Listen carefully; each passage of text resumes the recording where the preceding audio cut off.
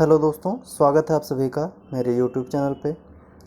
आज हम लोग फॉरेस्ट इंस्पेक्टर की चौथी क्लास करने जा रहे हैं, जिसमें कि हम लोग दो टॉपिक करेंगे। रिजर्व्ड एंड प्रोटेक्टेड फॉरेस्ट मतलब आरक्षित और संरक्षित वन, और अगला जो होगा वो इको सेंसिटिव जोन होगा। ठीक है, ये दोनों छोटे छोटे टॉपिक थे, तो इसलिए जो है हम लोग दोनों टॉपिक सेम क्लास में कवर कर लेंगे। ठीक है, सबसे पहले आप लोगों को हिंदू नव वर्ष की हार्दिक शुभकामनाएं। चलिए बिना देरी किए हुए क्लास की शुरुआत करते हैं। देखते हैं क्या है आरक्षित और संरक्षित वन। भारतीय वन अधिनियम 1927 किसी क्षेत्र को आरक्षित वन, संरक्षित वन और ग्राम वन घोषित करने के लिए अपनाई जाने वाली प्रक्रिया के बारे में प्रावधान करता है। सरकार ने वनों को निम्न श्रेणियों में विभाजित किया है। सबसे पहला क्या है, आरक्षित वन। आरक्षित वन सबसे अधिक प्रतिबंधित वन है और किसी भी वन भूमि या बंजर भूमि जो कि सरकार की संपत्ति है पर राज्य सरकार द्वारा गठित किए जाते हैं। आरक्षित वनों में किसी वन अधिकारी द्वारा विशेष रूप से अनुमति के बिना स्थानीय लोगों की आवाजाही इसमें निषिद्ध होती है। ठीक है, वनों की भूमि अधिकार जिन्हें आरक्षित वन या संरक्षित वन घोषित किया गया है आमतौर पर भारत सरकार के स्वामित्व में है। ठीक है, फिर अगला पॉइंट क्या है कि भारत के राष्ट्रीय उद्यानों या भारत के वन्य जीव अभयारण्यों के विपरीत आरक्षित वन और संरक्षित वन संबंधित राज्य सरकारों द्वारा घोषित किए जाते हैं। वर्तमान में आरक्षित वन और संरक्षित वन एक महत्वपूर्ण तरीके से भिन्न हैं। आरक्षित वनों में शिकार, चराई आदि जैसी सभी गतिविधियों के अधिकारों पर प्रतिबंध है जब तक कि विशिष्ट आदेश जारी नहीं किए जाते हैं। ठीक है, संरक्षित क्षेत्रों में शिकार और चराई जैसी गतिविधियों के लिए अधिकार कभी कभी जंगल के किनारे जो वन संसाधनों या उत्पादों से आंशिक या पूरी तरह से अपनी आजीविका को बनाए रखने पर रहने वाले समुदायों के लिए दिया जाता है। फिर आपका अगला जो है डिवीज़न वो है संरक्षित वन। राज्य सरकार को आरक्षित भूमि के अलावा किसी भी भूमि का गठन करने का अधिकार है जिस पर सरकार का मालिकाना अधिकार है, और ऐसे वनों के उपयोग के संबंध में नियम जारी करने की शक्ति है। इस शक्ति का उपयोग ऐसे वृक्षों जिनकी लकड़ी, फल या अन्य गैर लकड़ी उत्पादों में राजस्व बढ़ाने की क्षमता है पर राजस्व का नियंत्रण स्थापित करने के लिए किया गया है। ठीक है, फिर आपका आता है gram one. Gram one way one हैं जिनके संबंध में राज्य सरकार किसी भी ग्राम समुदाय को किसी भूमि पर या आरक्षित वन के रूप में सूचीबद्ध भूमि के संबंध में सरकार के अधिकार को सौंप सकती है। जैसे कि कोई भी गांव के आसपास के जो वन जो घोषित किए जाते हैं वो सूचीबद्ध जो होते हैं, उसको किसी को जो है गवर्नमेंट उस पर अधिकार दे सकते हैं कि आप इस पे जो है कल्टीवेशन कर सकते हैं। ठीक है, फिर आपका आगे क्या है, संरक्षित वन दो प्रकार के होते हैं, सीमांकित संरक्षित वन और असंबद्ध संरक्षित वन। इस आधार पर कि क्या वन की सीमाएं औपचारिक अधिसूचना द्वारा निर्दिष्ट की गई हैं। सामान्यतः संरक्षित वनों को वन्य जीव अभयारण्यों में परिवर्तित किया जाता है जिससे प्रत्येक श्रेणी को उच्च स्तर की सुरक्षा और सरकारी फंड प्राप्त होता है।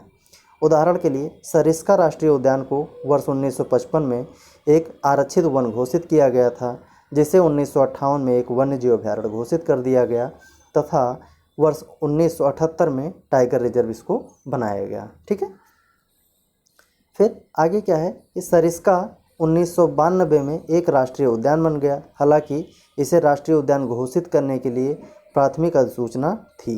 पहले जो है किसी भी जो है उसको जारी राष्ट्रीय उद्यान बनाने के लिए उसके लिए अधिसूचना पहले जारी करनी होती है। ठीक है, 1982 की शुरुआत में जो है अधिसूचना जारी किया गया था और 1992 में इसको राष्ट्रीय उद्यान बनाया गया। संरक्षित वन भारतीय वन अधिनियम या राज्य वन अधिनियम के प्रावधानों के तहत अधिसूचित भूमि का एक क्षेत्र का द्रव्यमान है जिसमें सीमित स्तर की सुरक्षा होती है। संरक्षित वनों में सभी गतिविधियों की अनुमति है जब तक कि यह निषिद्ध न हो।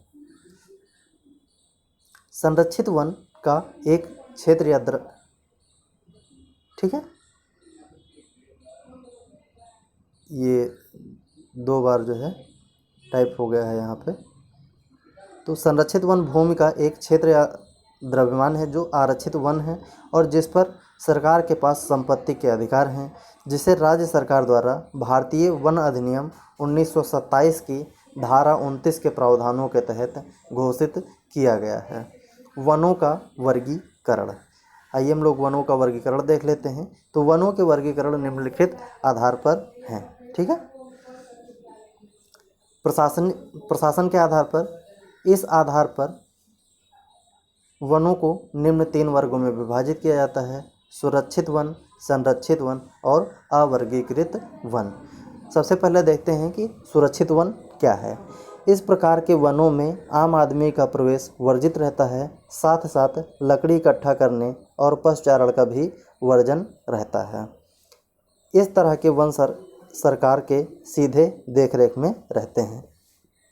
देश में 55.59% वन क्षेत्र इस वर्ग में आते हैं। फिर आता है आपका संरक्षित वन। भारत में इस प्रकार के वन 27.39% क्षेत्र में हैं। इस प्रकार के वनों की देखरेख सरकार द्वारा होती है। इस वन में स्थानीय लोगों को बिना नुकसान पहुंचाए जलाऊ लकड़ी इकट्ठा करने और मवेशियों को चराने की अनुमति होती है। अगला आपका वर्गीकरण आता है, वो है अवर्गीकृत वन। देश के 17.02% वन क्षेत्र पर इनका विस्तार है। इस वर्ग के वनों में वृक्षों को काटने और पशुचारण का कोई प्रतिबंध नहीं होता है। फिर आपका अगला जो है आता है भारतीय संविधान के आधार पर वन का वर्गीकरण। इस आधार पर वनों को उनके स्वामित्व, प्रशासन एवं प्रबंधन की दृष्टि से 3 वर्गों में विभाजित किया जाता है। पहला आपका आता है राजकीय वन, दूसरा आता है वाणिज्यिक वन और तीसरा आता है निजी वन। तो सबसे पहले हम लोग देखेंगे कि राजकीय वन क्या है। इस प्रकार के वन केंद्र और राज्य सरकार के नियंत्रण में पूर्ण रूप से होते हैं। इसके अंतर्गत देश के लगभग सभी महत्वपूर्ण वन आते हैं। इसका विस्तार लगभग 93.8% वन क्षेत्र पर है। फिर आपका सेकंड है वाणिज्यिक वन, मतलब कि कमर्शियल फॉरेस्ट। देश के कुल वन क्षेत्र का लगभग 4.9% भाग इस वर्ग के अंतर्गत आता है। इन वनों का स्वामित्व और प्रशासन स्थानीय निकायों, नगर निगम, नगर बोर्ड, शहरी प्रदेश, जिला बोर्ड तथा ग्रामीण पंचायत के अधीन रहता है। अगला आपका है निजी वन। यह वन क्षेत्र देश के कुल वन प्रदेश का 1% भाग पर है। इन वनों का स्वामित्व व्यक्तिगत लोगों के हाथ में होता है। फिर आपका अगला डिवीज़न होता है जो वो होता है व्यापारिक आधार पर। ठीक है, इस आधार पर भारतीय वनों को 2 वर्गों में विभाजित किया जाता है, विपण्य और अविपण्य। विपण्य वर्ग क्या होते हैं? इस वर्ग का क्षेत्र देश के लगभग 82% भाग पर है। इन वनों में आवागमन सुगम होता है। फिर आता है अविपण्य। इस तरह के वन ऊंचे पर्वतीय प्रदेशों में स्थित होते हैं। देश का लगभग 18% वन इस वर्ग के अंतर्गत आता है। फिर अगला डिवीज़न जो होता है आपका वो है गठन तथा बनावट के आधार पर। इस आधार पर भारतीय वनों को 2 वर्गों में बांटा गया है, शंकुधारी वन और चौड़ी पत्ती वाले वन। शंकुधारी वन ये शीतोष्ण वन देश के लगभग 6.5% पर विस्तीर्ण हैं। फिर चौड़ी पत्ती वाले वन, इस तरह के वन मैदानी, पठारों और पर्वतीय प्रदेशों में पाए जाते हैं। ये उष्णकटिबंधीय शीतोष्ण मानसूनी वन हैं। देश के 94% वन क्षेत्र इस वर्ग के अंतर्गत आते हैं। फिर आपका उपयोगिता के आधार पर हैं।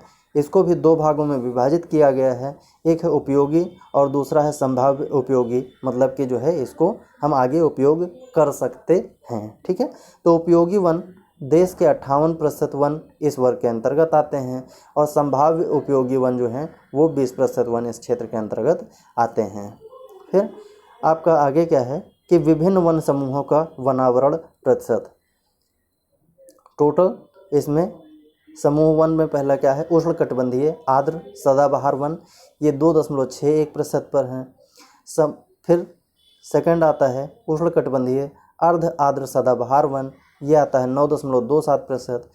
फिर आता है आपका उष्णकटिबंधीय नम पर्णपाती वन, ये 17.65% पर हैं। तटीय एवं ज्वारीय वन 0.73% पर हैं। उष्णकटिबंधीय शुष्क पर्णपाती वन 40.86% पर हैं। उष्णकटिबंधीय कांटेदार वन 2.72% पर हैं। फिर अगला है आपका उष्णकटिबंधीय शुष्क सदाबहार वन, जो कि 0.12% क्षेत्र पर हैं।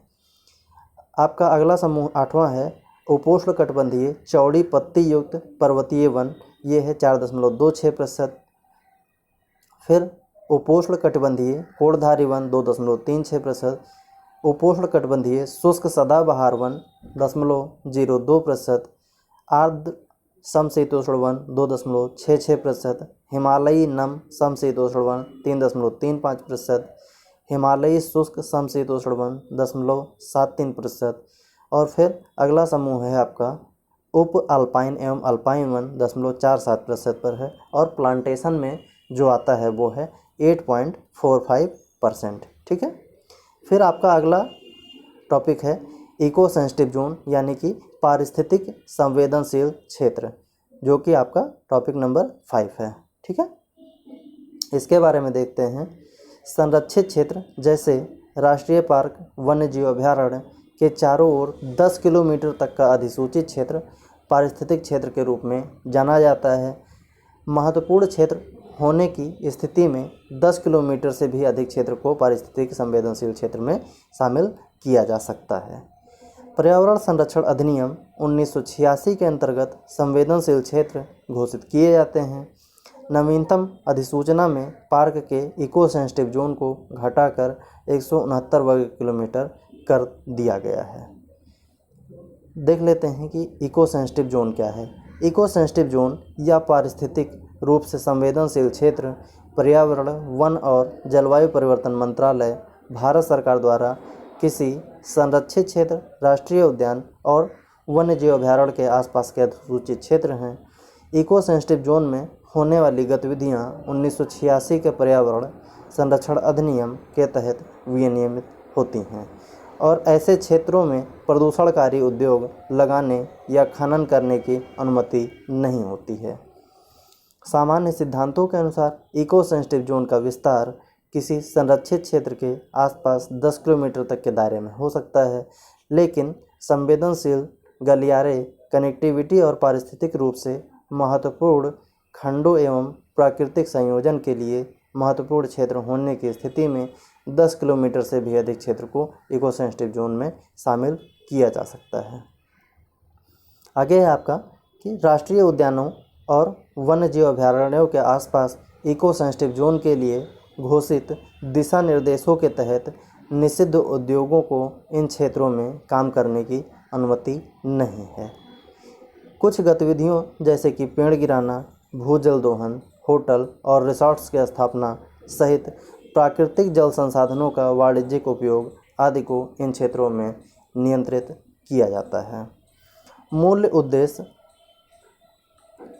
राष्ट्रीय उद्यानों और वन्य जीव अभयारण्यों के आसपास कुछ गतिविधियों को नियंत्रित करना है ताकि संरक्षित क्षेत्रों के निकटवर्ती संवेदनशील पारिस्थितिक तंत्र पर ऐसी गतिविधियों के नकारात्मक प्रभाव को कम किया जा सके। Bannerghatta national park eco sensitive zone. Bengaluru Karnataka के पास बनेरघट्टा राष्ट्रीय उद्यान की स्थापना 1970 में की गई थी और 1974 में इसे राष्ट्रीय उद्यान घोषित किया गया था। 2002 में उद्यान का एक हिस्सा जैविक रिजर्व बन गया, जिसे बनेरघट्टा जैविक उद्यान कहा जाता है। बनेरघट्टा नेशनल पार्क के 268.96 वर्ग किलोमीटर के क्षेत्र को पर्यावरण संवेदी क्षेत्र या इको सेंसिटिव जोन घोषित किया गया था। इसका उद्देश्य क्या है? पारिस्थितिक संवेदनशील क्षेत्र का उद्देश्य। पारिस्थितिक संवेदनशील क्षेत्र घोषित करने का उद्देश्य संरक्षित क्षेत्रों के आसपास की गतिविधियों को विनियमित करना तथा संभावित जोखिम को कम करना है। पारिस्थितिक संवेदनशील क्षेत्र संरक्षित क्षेत्र में शॉक एब्जॉर्बर का काम करता है। फिर आपका आता है पारिस्थितिकी संवेदनशील क्षेत्र को पर्यावरण, वन और जलवायु परिवर्तन मंत्रालय द्वारा संरक्षित क्षेत्रों, राष्ट्रीय पार्कों और वन्यजीव अभयारण्यों के चारों ओर के क्षेत्र के रूप में अधिसूचित किया जाता है। इन क्षेत्रों को घोषित करने का उद्देश्य एक प्रकार के आघात अवशोषक की भूमिका का निर्माण करना है, जिसमें संरक्षित क्षेत्रों को नियमित करने और उनके मध्य गतिविधियों को प्रबंधित करने में आसानी हो। ये क्षेत्र उच्च संरक्षित क्षेत्रों से निम्न संरक्षित क्षेत्रों के मध्य संक्रमण का निर्माण भी करते हैं। ठीक है। पश्चिमी घाट पारिस्थितिक संवेदनशील क्षेत्र। सरकार ने 1600 किलोमीटर लंबे पश्चिमी घाट में लगभग 56,825 वर्ग किलोमीटर क्षेत्र को पारिस्थितिक संवेदनशील क्षेत्र घोषित किया है। ये अधिसूचित क्षेत्र 6 राज्यों में विस्तृत हैं, साथ ही यूनेस्को के विश्व विरासत स्थलों में सम्मिलित हैं तथा विश्व में जैव विविधता के 8 हॉटस्पॉटों में भी सम्मिलित हैं। आपका आता है माधव गाडगिल पैनल। सरकार ने माधव गाडगिल की अध्यक्षता में एक पैनल का गठन किया, जिसका कार्य पश्चिमी घाट के पारिस्थितिकी संवेदनशील क्षेत्रों का वर्गीकरण करना था। इस वर्गीकरण को निम्नलिखित रूप से समझा जा सकता है। समिति ने 142 तालुकाओं को ESZ 1, 2 और 3 के रूप में वर्गीकृत किया। गोवा में अवस्थित ESZ 1 और 2 को में खनन कार्यों के लिए पर्यावरणीय मंजूरी पर रोक लगा दी गई। ESZ 1 क्षेत्र में वृहद बांधों के निर्माण पर रोक लगाया गया और ESZ 1 और 2 में प्रदूषण फैलाने वाले उद्योग जैसे कोयला आधारित विद्युत संयंत्र आदि की स्थापना नहीं की जा सकती है। समिति ने ESZ के विकास के लिए ग्राम सभाओं की सहमति को महत्वपूर्ण माना है। मतलब माधव गाडगिल समिति जो है, तो इनका कहना ये है कि अगर जो हम ESZ का विकास कर रहे हैं तो ग्राम सभा आसपास की जो भी होंगी उनका जो है सहमति होना अनिवार्य है। फिर आपका आता है पश्चिमी घाट राष्ट्र पारिस्थितिकी प्राधिकरण का निर्माण किया जाए और उसे जलवायु संरक्षण अधिनियम के तहत अधिकार दिए जाएं। गाडगिल समिति ने पश्चिमी घाट के पर्यावरण को संरक्षित करने के लिए महत्वपूर्ण उपाय सुझाए हैं, तथापि यह वास्तविक परिस्थितियों का आकलन करने में असफल रही है। इसी कारण के कस्तूरीरंगन की अध्यक्षता में एक नए पैनल का गठन किया गया, जिसे पर्यावरण और विकास के मध्य संतुलन बनाया जा सके।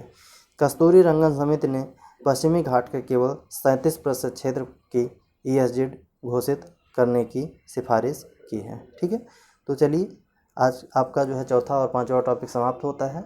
हम लोग जो है धीरे धीरे ऐसे क्लास आपके एग्ज़ाम से पहले सारी क्लासें कंप्लीट कर लेंगे। और आप लोग चैनल को शेयर कीजिए, सब्सक्राइब कीजिए। थैंक यू दोस्तों।